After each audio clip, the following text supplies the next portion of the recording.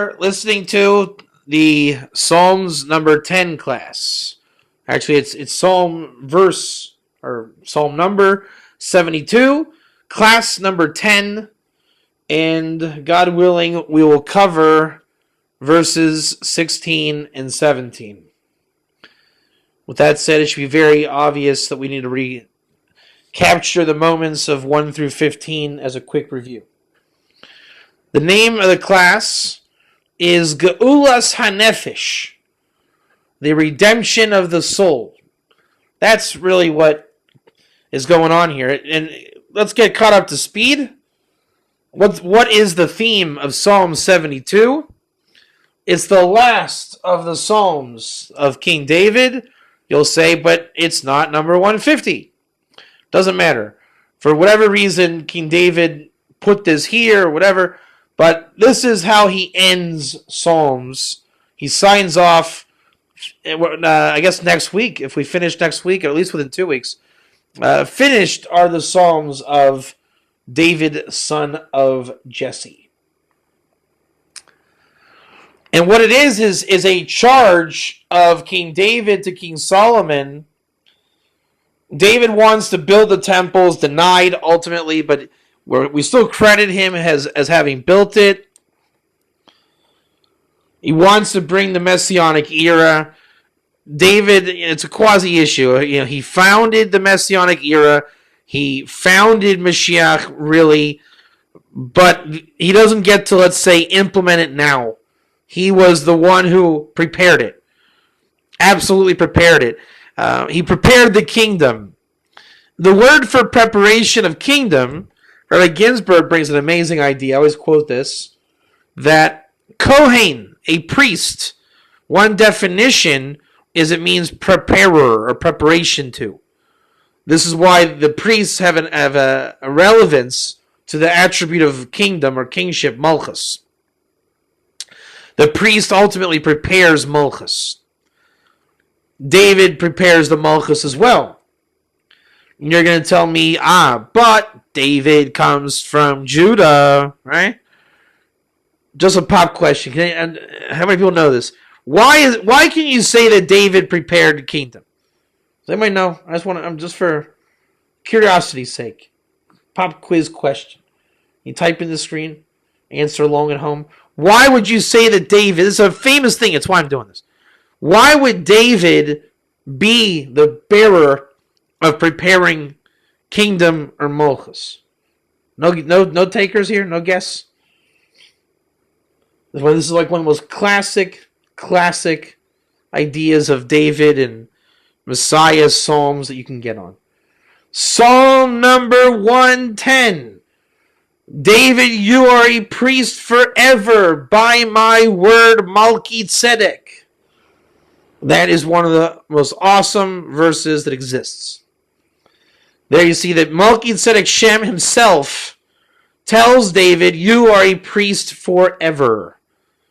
And then in that expression, you find some interesting gematrias that equal the Pinchas, Elijah, Kulator gematrias.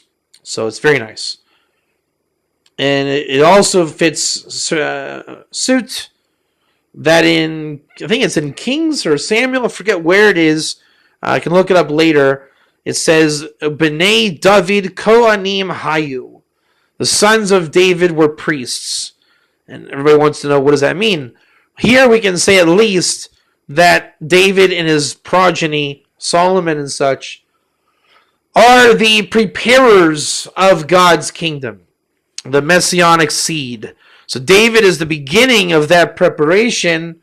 Through Solomon, hopefully the Messiah is delivered. He's not, but the message lives on, and one day there will be the messianic promise as David charges to Solomon. With that, we're calling the class the redemption of the soul. Geulas HaNefesh. Okay. Let's go ahead and tell over the first 15 verses in rapid fire succession. David tells Solomon, be a judge You're given wisdom, and use that wisdom for judging. Now, I don't know how many times I'm going to have to repeat this until I don't repeat it anymore. Judging doesn't mean I think you're good, I think you're bad. Judging in this respect, and this is a foundational principle in Torah, concept, David's Psalms, Messiah, the whole thing, and more importantly, if not most importantly,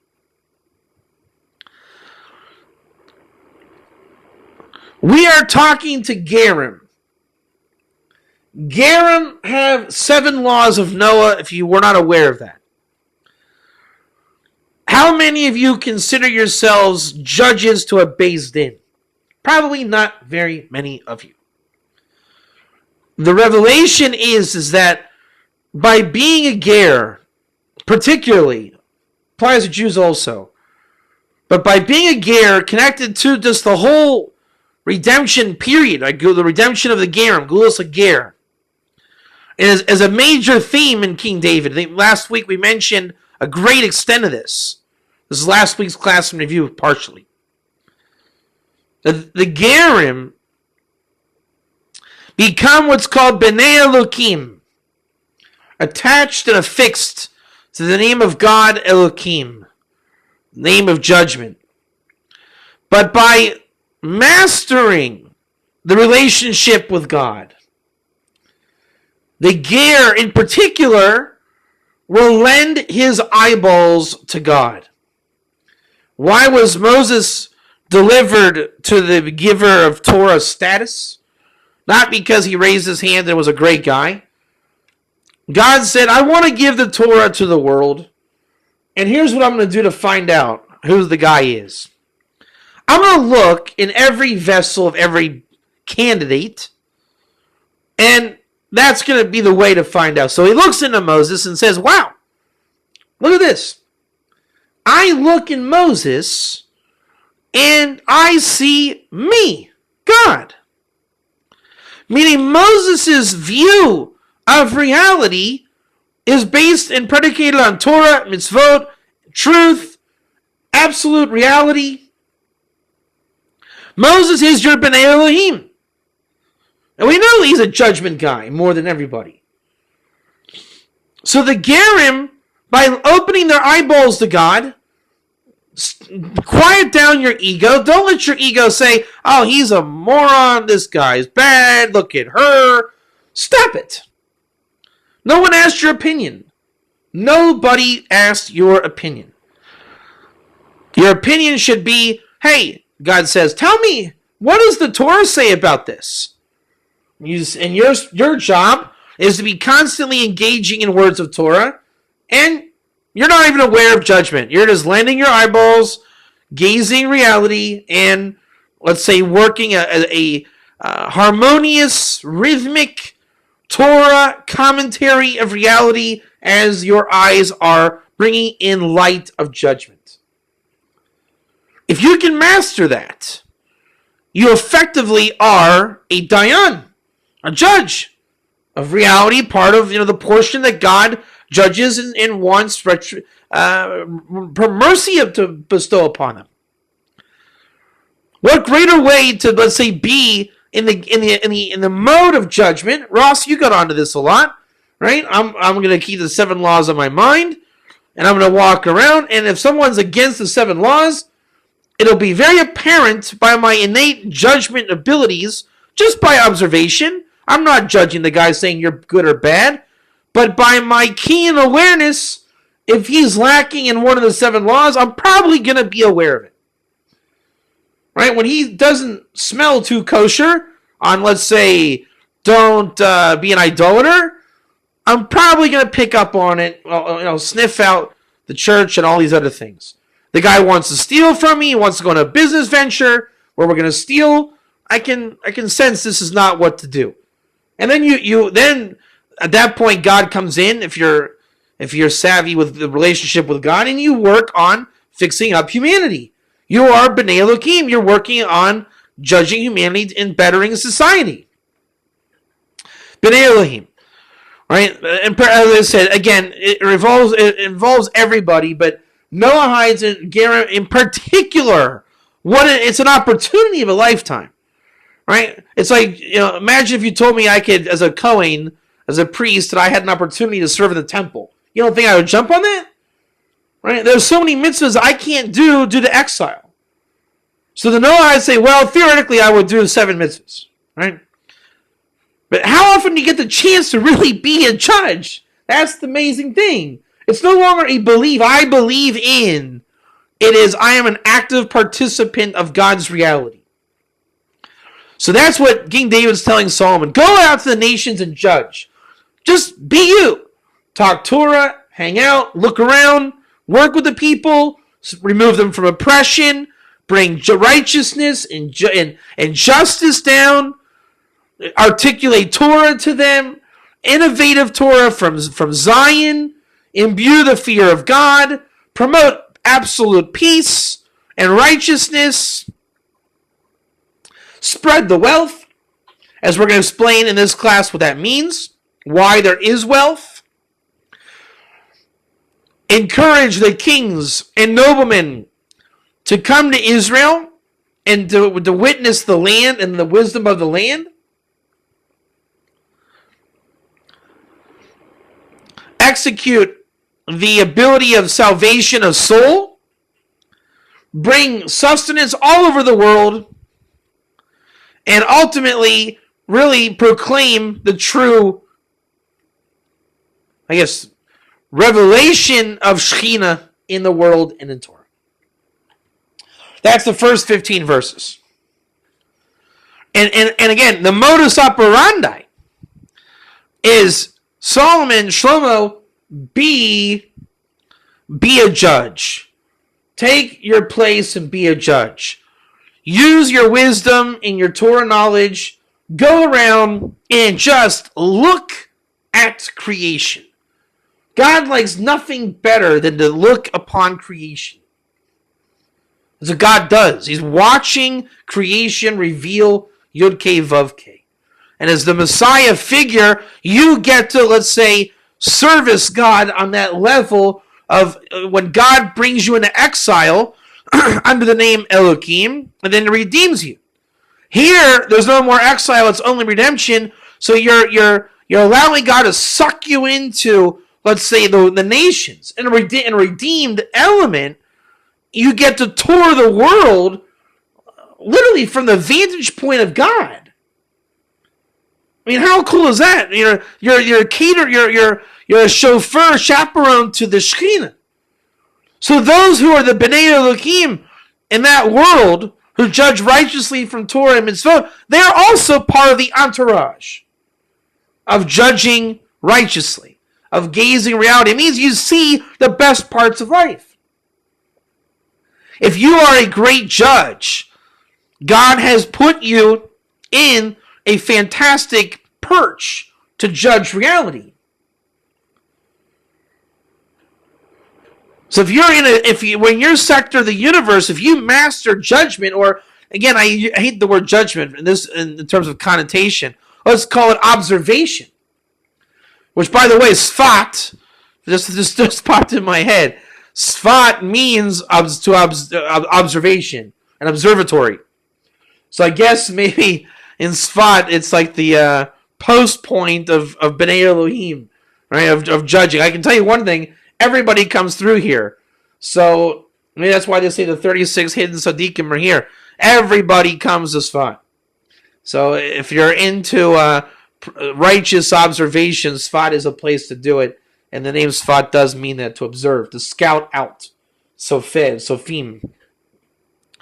And Sfat is the place to be in terms of redemption reality. Ross and I were talking about it last week.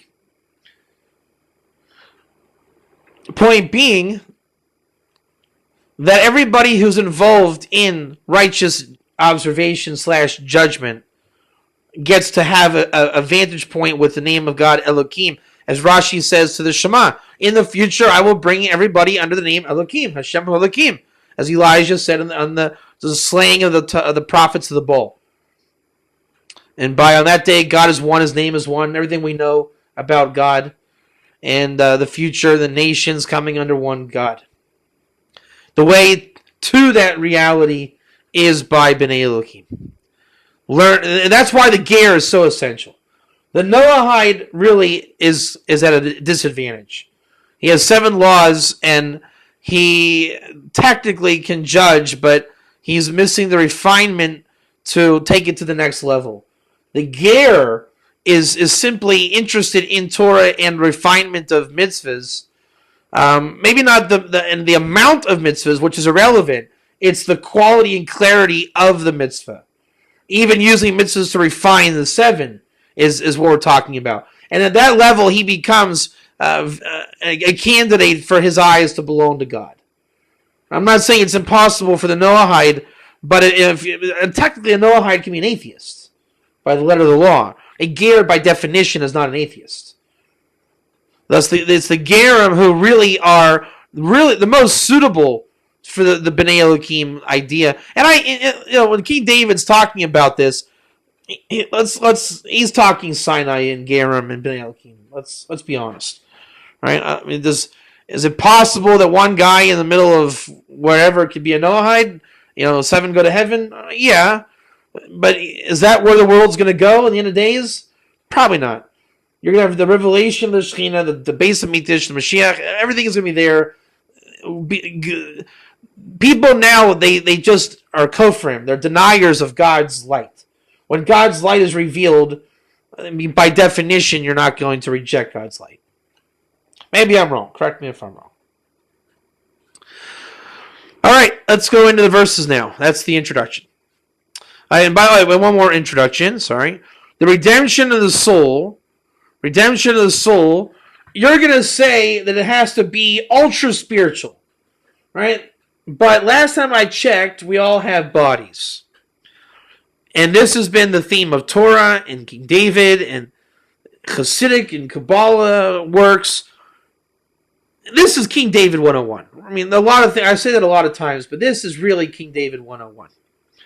There's no such thing as the redemption of your soul unless you also have your body as part of that redemption. Right? The body is the chariot to the soul. Sometimes vice versa, but you need both. So we all know the Torah says you should be fruitful and multiply and drink wine on Friday night, eat bread. So it's not a minimalist in terms of the physicality. And yet we're not meditating in an ashram either. So what King David lays out is the prescription for the perfect balance and ratio of a healthy soul-body combo. You need physicality, but King David's always saying, be aware of the glutton. And he's not just saying, be aware of the glutton. It's not good to be a glutton. He tells you the actual antidote, that's the fantastic part. Nobody wants to hear, hey, go on a diet. Don't be such a glutton. We know that, but it's like a dull head. It doesn't do anything. Hey, be more spiritual. Well, we know that. Tell me how. And that's what King David really comes to do in Psalms. He tells you what is a spiritual diet. What is a proper physical diet? And I think that, I don't know if I'm proud to say or if it's what it is that I teach in what I do. And I get it from learning Psalms in the works of those that learn King David. It's really the secret of Mazal. And everyone says, isn't Mazal astrology? The answer is no. We're not saying that the lucky guy born under the right star has the right body-soul combo, right? Brad Pitt is the Messiah. We're not saying that. What we're saying is Mazal is the way of the world works to have that spiritual, physical well-being. In terms of the spirituality, he says a healthy spirit is through Mazal. Right? Part of being a healthy soul in spirit is and understanding what the wicked are wanting to do with you. So King David's always saying how to identify the wicked, how to identify the wink from God. These are the things that the soul needs to thrive.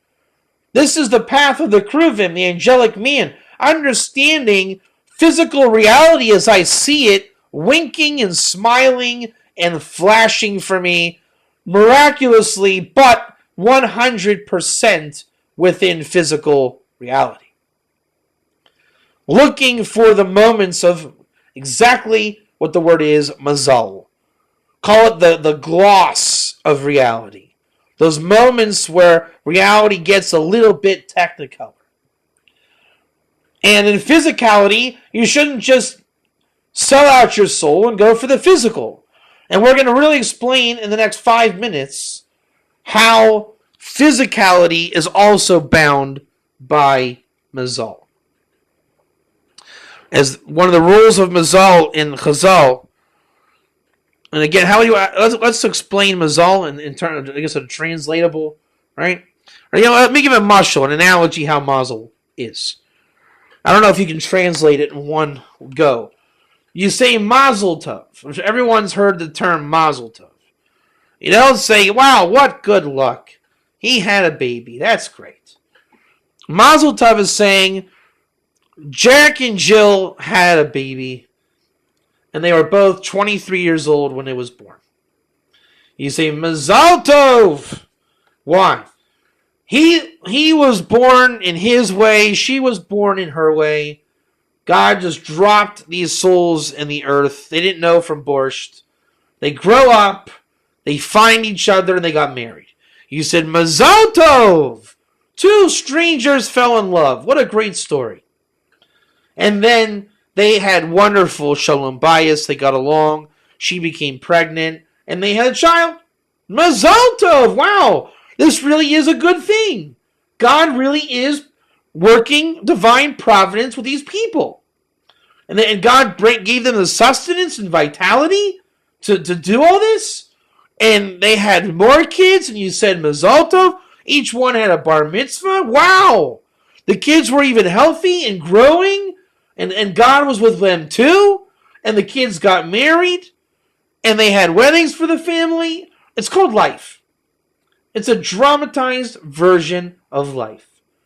Just like the prayer that you make when you leave the bathroom. Thank you, God, for letting all my tubes and organs work properly. That's life. You need God to allow you to get married and have a bar mitzvah and eat a piece of bread. Everything comes sustenance and blessing from above. So when we hit these little benchmarks of life, these nodes of overflow and blessing, you can properly let go and say, Mazal Tov, everything is okay. This guy and this girl, whatever, they're working out, they're reaching their life goals. And what do you say when you die? Baruch dayan emes. Blessed is the true judge. Okay, this too is for the good.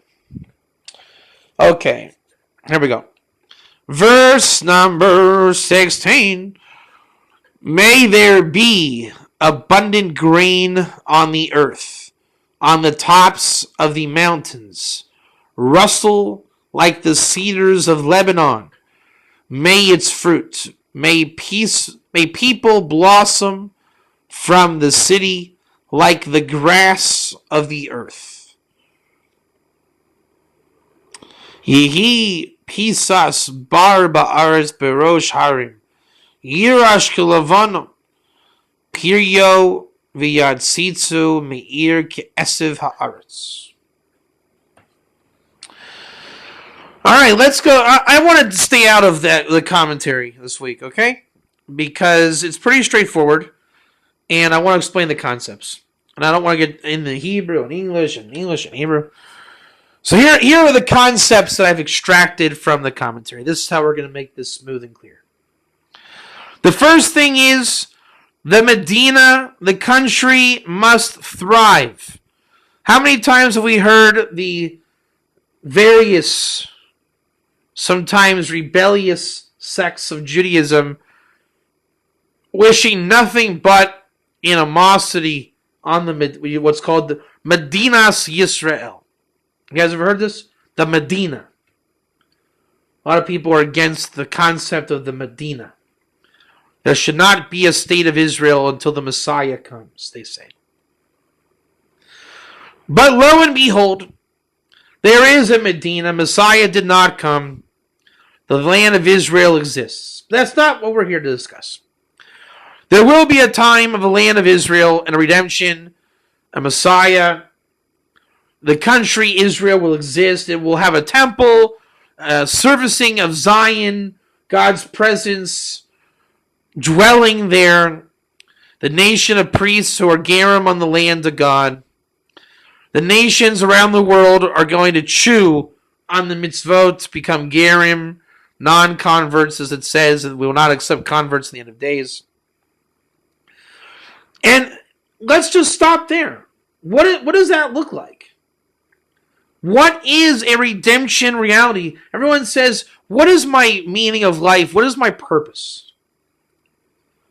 And what the Ger says by what is my purpose, he's saying, look, I'm a milkman, and I know what that means. All right, I wake up 7 in the morning, I deliver my milk, I buy a New York Times newspaper, have a cup of coffee with Merv, I go home, take a nap, watch television, have dinner with my wife and kids, read the newspaper, another newspaper and magazine, and I watch a TV show and go to bed. In between, we have all those Mazal Tov life events. But what is the meaning of my life?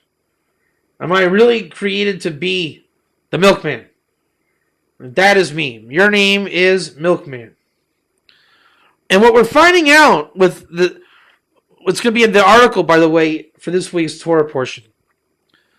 It says in Bamidbar chapter 1, verse 2, that the entire assembly of Israel, Gerim and Jews together, the exclusion of Erev Rav,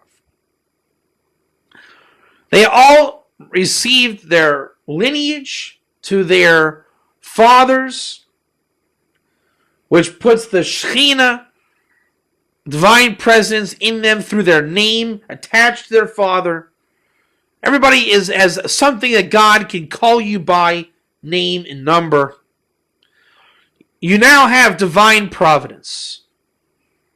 Right? Until you have a name, you don't really have what to identify by. Everybody has a name. That's really the revelation. It's when you accentuate the name. Fruitful and multiply, especially for the nations, they are delivering their spiritual gifts to their generations that will come from them through the vessels of their names. So imagine, you're doing that regardless. Now, if you emphasize your name at any point of that journey, forward or backward, you emphasize the God, providence, Mazal Tov, life moments of you and that you're passing forth. Thus, the more interest in God consciousness you put in your name, if you want to do it in Swahili, do it in Swahili. You want to be, if you're named after a Greek god of the god of the river, like Onkelos was, it's also valid. Why? Because ultimately in that time I will switch all languages to understand God is one, his name is one. In the end, everything acknowledges God. There is only God. No name is bad. Now, you may want to upgrade the name, Hebrew it, whatever you want to do. But ultimately, all it takes is getting into the God consciousness of your name and realizing its prophetic account. Letting life happen and finding out what your name is through life Mazal Tov moments. Then you'll come to say, okay, now I understand more of what is my meaning of life. What is my purpose? Yes, I am a milkman. My name is Merv. But Merv now, let's say in a third temple construct, he understands what his place in that world is. You'll say, come on, Merv, you're just a milkman. You know what you do. You go and you deliver milk. Centerville, Ohio. You're not going anywhere, Merv. Merv says, contraire, mon frère.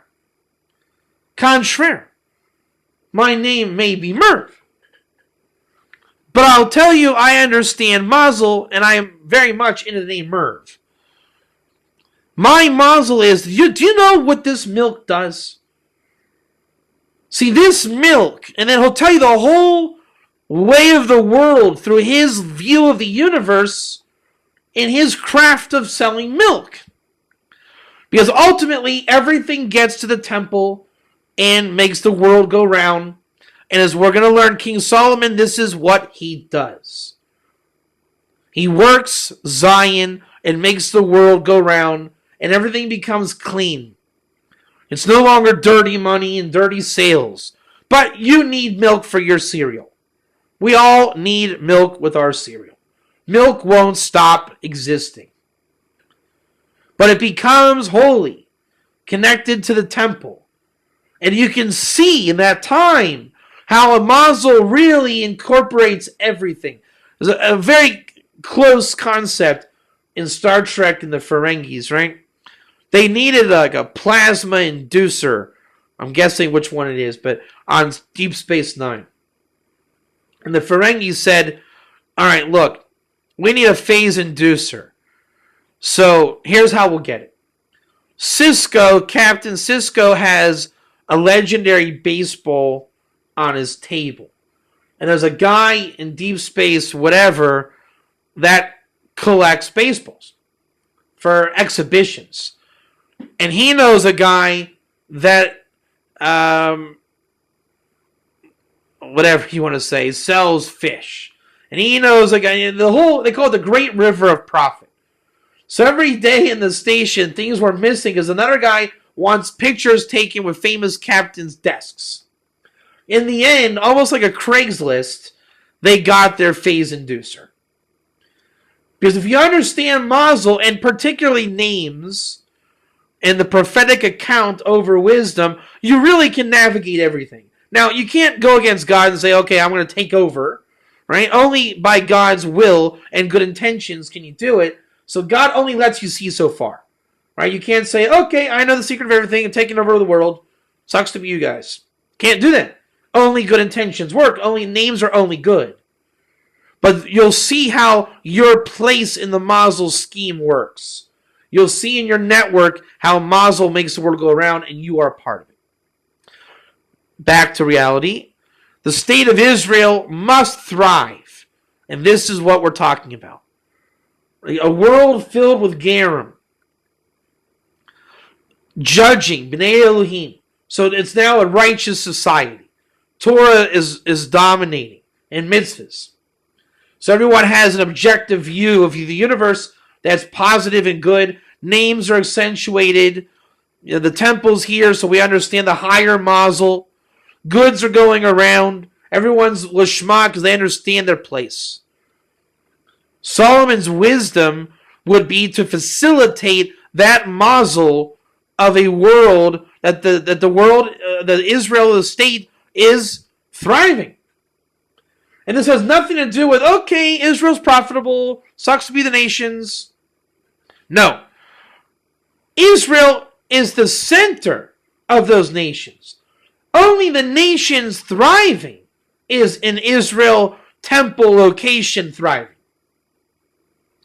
Thus, the wisdom of Solomon must get out to the nations so that the milkman is fulfilled in being a milkman. Everyone's jobs must be met. Life goes on. It just happens to become a holy life and an ultimately fulfilling life. Some will be teachers, some will be workers, some will be thinkers, some will be, you name it. Life is as we know it. It's just that there's a purpose for selling milk. There's a purpose for whatever it is you do. No longer do you go to bed saying, what's it all about? Why did God bother creating me? Because you'll know your name, you'll know your purpose, you'll know your function. Somewhere in the world you matter. And they are counting on you to make the world go around. Why? This is the secret of creation. Why was religion created and why does all the evil exist? People simply want to be an important person. Or I would say a great person. And what we do is we compartmentalize ourselves and say, well, I'm great because I believe like this. You're horrible because you believe like that. The only thing is God gave you religion. It's called your name. He made you great. You need to be just the greatest you can be. And you don't need to sell us or convince us of how great you are, because every name is great. We already know that. The entire world is great. Everybody is great. And what Mazal is what makes it happen. Because the names interact with Mazal. Right? The MERV program looks for the gym program. And gym program needs an Allen program. And these programs really honor and respect the other person. He says, wow, it's such an honor to work with a great person like you. Well, thank you. So too to you. The world really becomes holy, great, divine, elevated. It's awesome. Everybody has their purpose, their function, and everyone's equally put in the temple's thriving existence. Everybody has a job and a place and a relationship and a revelation of Shekhinah with God. You see how these characters work? Mazal and names and sustenance and B'nai Elohim and your place to sell milk. Why? Because you're shipping a round of milk. They need your eyeballs to make sure the world stays righteous. As far as you're concerned, you have the best view of the planet. Because it caters to your name. And it allows you to live a life so that you can say Mazal Tov at every major function you live. No one has the right to say that my Mazal Tov is greater than yours. Well, my wedding matters, but yours doesn't. Everybody knows the wedding day is the happiest day of their life. Having a child is a great time. It's special for you. The world was created for you. There's a tremendous shefa, bounty coming down. That's what David's telling Solomon. Make sure that shefa comes down. Everybody, do not oppress the low. He is a milkman, does not make him low. He has a job to do. Let him do his job. Some guy who doesn't appreciate milk doesn't have the right to go down on the milkman.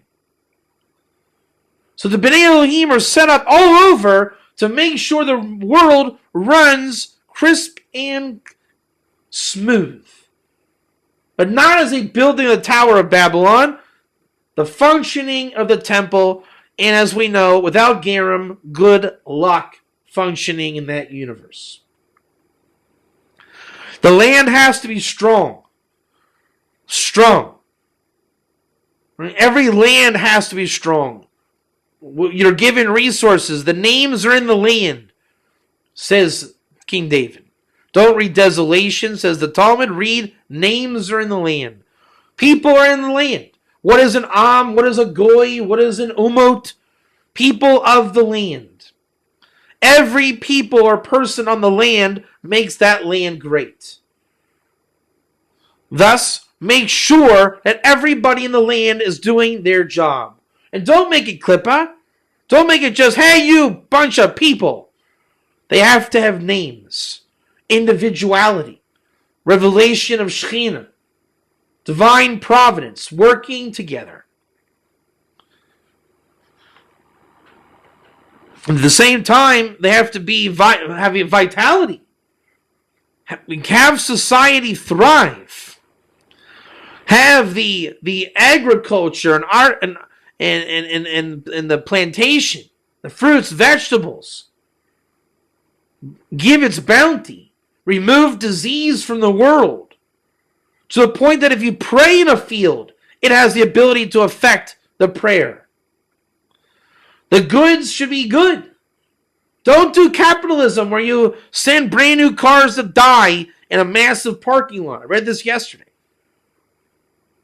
Did you know that there's thousands or millions of brand new cars that don't sell? They put them to die in a parking lot because they refuse to give them away. In America, they have enough houses to house the homeless how many times over? That's not what we're talking about. We're not talking about good industry with capitalism. Make the products good and work and affordable, an economy that the money isn't about money.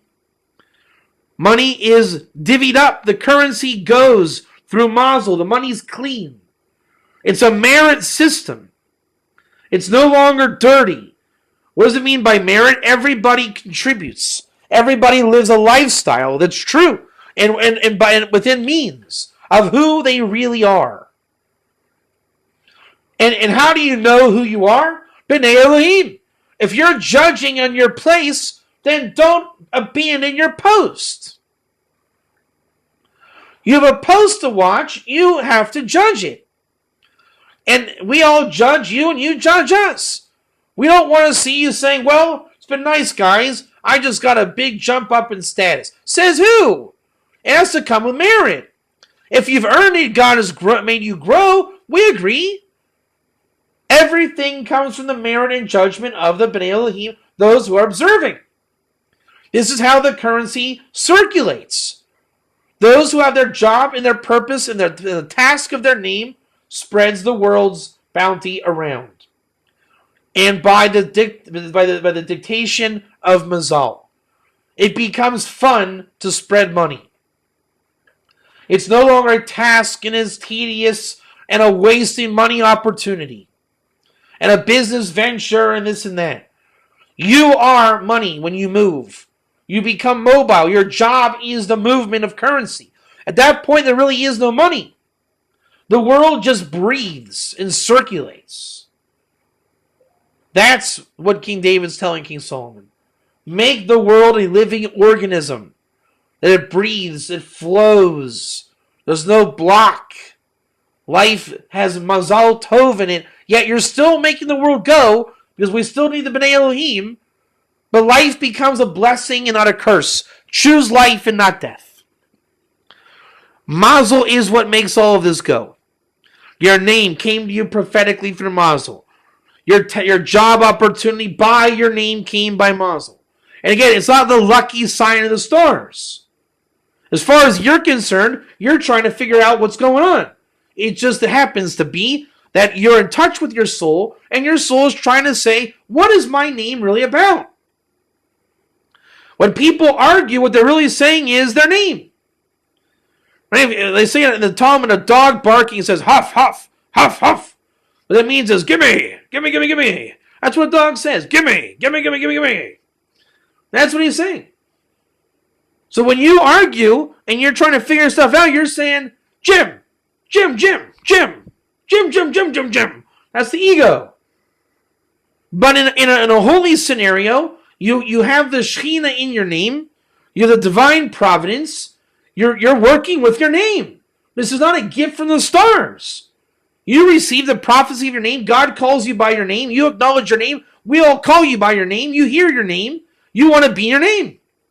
And you understand that your name yields the map and knowledge and wisdom, or let's say prophetic insight you need to do your job. And you know what? If you're not cognitive of it, you get it anyways.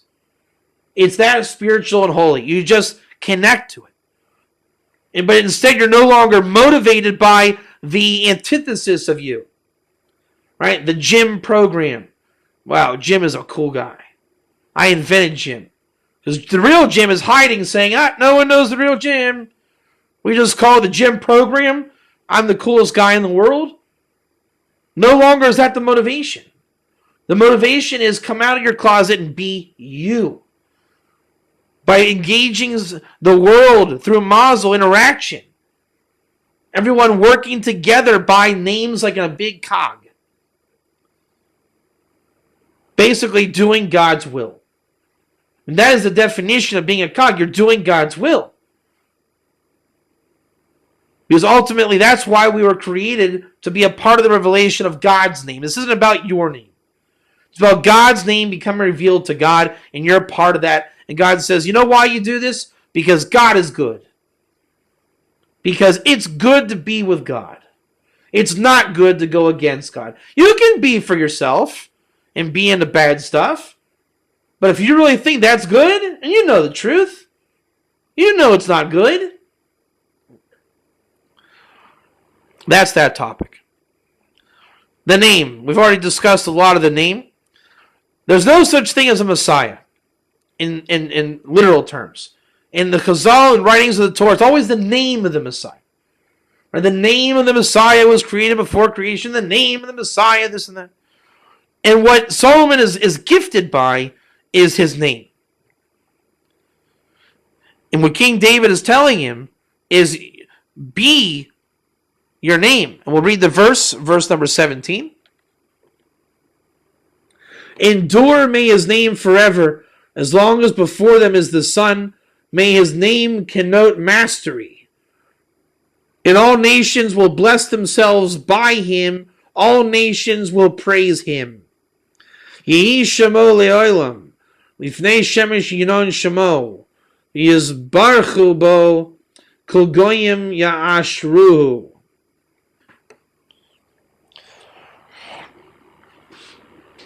The sons of Noah are special. They founded the new world, and it's their name.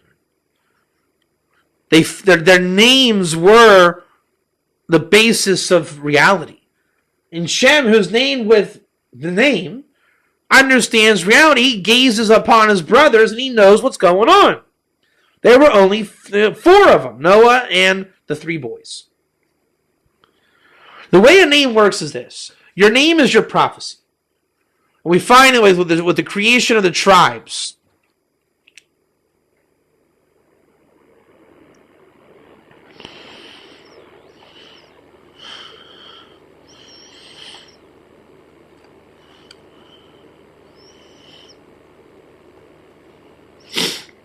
The tribes who come under the category of the covenant of the ancients. What's the covenant of the ancients? They received the prophetic name of the 12 tribes. If you look in the prophecy, each one had his name by circumstance of the moment. Right? Leah says, "Oh, now my husband is joined to me. Let's call his name Levi." Right? Look, a son, Reuven. Right now my husband will acknowledge me. Yehuda, to acknowledge. Because that's how you name. You let the prophecy come to you. And you say, what in the world is a Reuven? Look, a son? What a dumb name. Who names their kid? Hey, you, it's a son. All right. And what happens is, Reuven saves his brother, whereas Esav wanted to kill his brother. And Leah says, my son's better than this guy. But Reuven had to do some dodgy stuff to get that blessing. He had to throw Joseph in the pit, and he got punished by the mounting his father's bed. And in the end, Moses said, all right, it's good, you live. Wow. So the name Reuven is awesome. But we had to go through the whole dance. I had good intentions. I had to do some shady stuff. I got punished, and then I got redeemed. And then we said, wow, Reuven's really awesome. That's every name. Your name is seemingly ridiculous and ill-intentioned. Okay, all of us have names that are bad intentions. And our parents were in a weird situation. Let's name him after your cousin, that did the thing. Well, my cousin was no good. Well, I want to name him after your cousin. Now you're named after some weird cousin you don't even know. So now it's already dodgy, and you get punished. You're like, oh, here comes that guy. And you're like, oh, my name sucks. Why do I have to be named this weird name? So you invent a new name. I am the super Fred. Right? Fred's a horrible name. Now I'm Super Fred. You call yourself some nickname. Yeah, I'm Cool Fred. All right.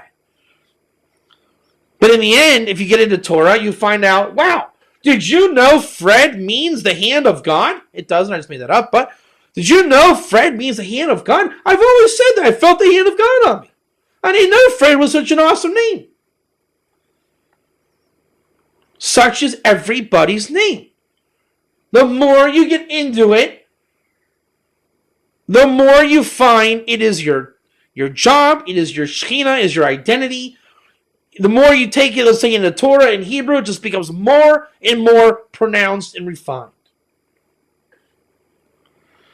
And it yields the Mazal insight that you know the wisdom of you. You learn the Torah of you and how God relates to you, and you just simply are part of God's goodness. You like to be you. You just are too afraid or unaware of how to be a proper you. And there is always, you can change your name. It's not suggested, but if you're really against the whole thing, you can do it. Tower of Babylon, the anti-B'nai Noach, right? After the whole Shem and the sons, this and that, the new revelation of Babylon, what do? Let's be smarter than God. Right? The whole prophecy of Shem and Aver's school is knowledge of names. Peleg, the offspring of the dispersion of the world, was a prophetic insight into an offspring of Shem, which we say by Rashi and the commentators that Shem and Aver's academy of prophecy was that's what it was. It was an academy of Torah and prophecy. Through speech and life and those Mazal Tov, tree of life moments all together. To put the Shekhinah into anything and have it be subordinate to do its good intention will of God. Babylon comes and Nimrod says, you know what I'm going to name my kid? Here's what, let's fight back, okay? I'm not going to do shady stuff and get called out. I'm going to name my kid the most awesome dude ever lived of God. That's my son's name. The most awesome dude that ever lived of God.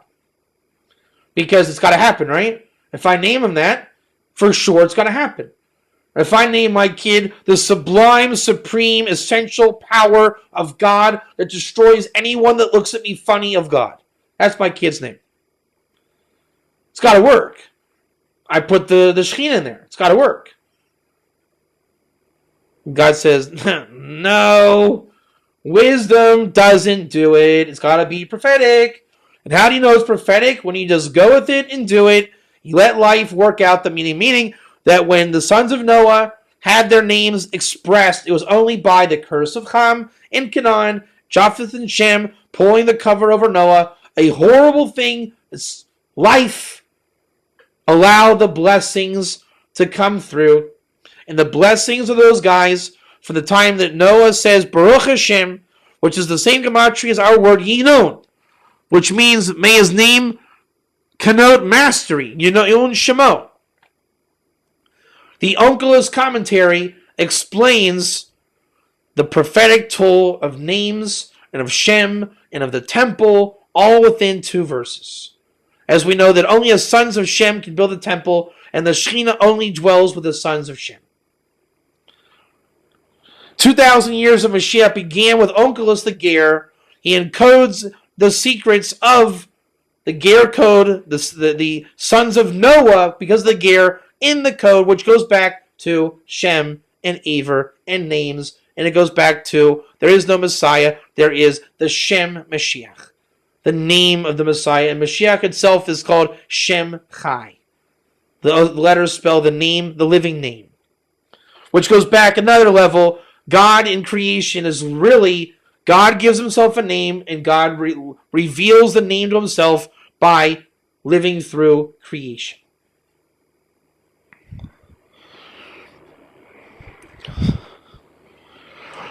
Thus King David tells King Solomon, it's got to be prophecy. It's got to be prophecy. You can't just dwell on the wisdom. The prophecy is what will allow the world to work. Knowledge of Mazal, knowledge of names. Don't deal with people's good intentions.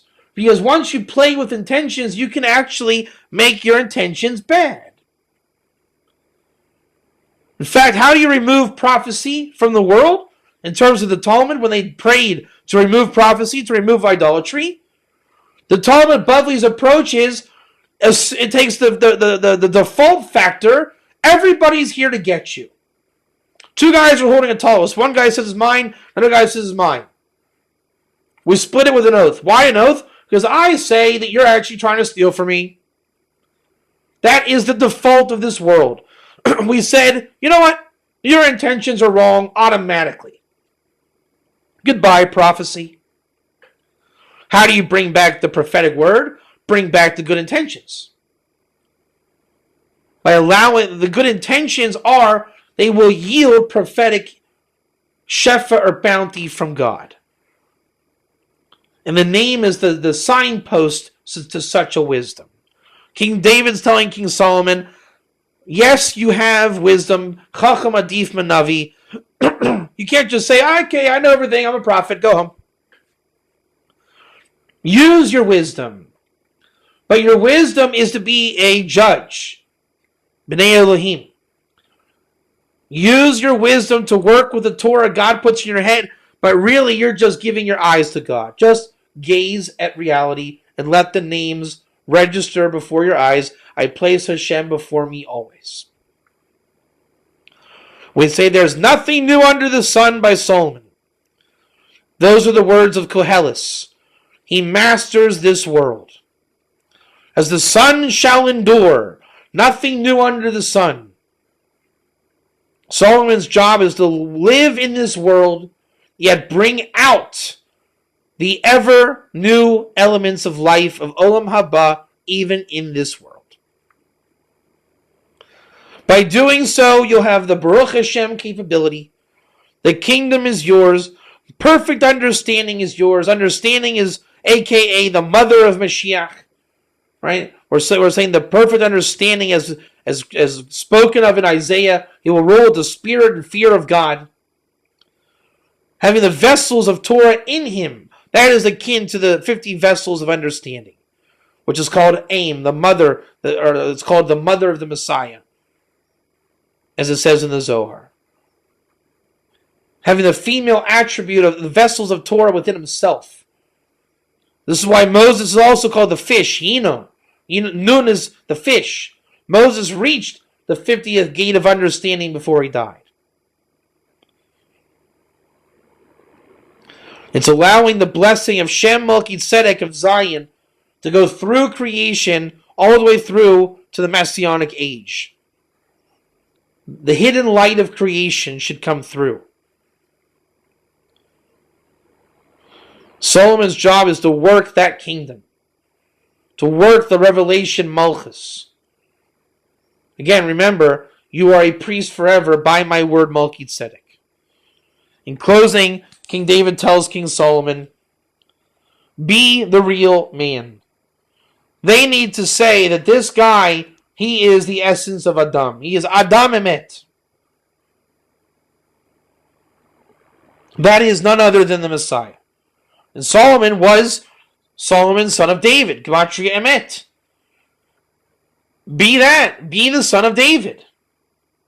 Be clean. Fix money. Fix problems.